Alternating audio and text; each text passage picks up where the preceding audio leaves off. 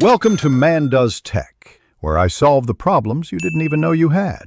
In this video, I will show how to remove a Nissan Sentra door panel.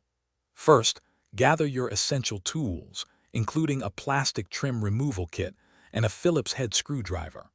Before starting, make sure your vehicle is turned off and the windows are completely lowered.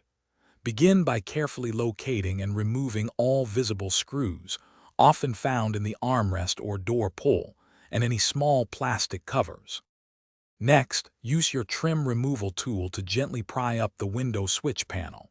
Once it's loose, carefully disconnect all electrical connectors by pressing their release tabs. You'll often find additional screws hidden underneath this switch panel or within the door handle recess, so be sure to remove those as well before proceeding. With all screws removed, begin to gently pry around the perimeter of the door panel using your trim tool. You'll hear the retaining clips pop free. Once all clips are released, lift the entire panel upwards to clear it from the window channel. Finally, disconnect any remaining cables for the door handle or lock mechanism before fully removing the panel. Before reinstalling, take a moment to inspect all the retaining clips on the back of the panel.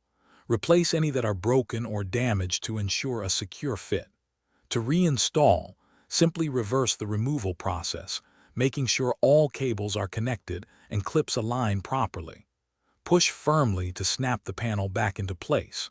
Check the description for a link to little trees, black ice, and other great deals. Thanks for watching. If you found this helpful, don't forget to like and subscribe.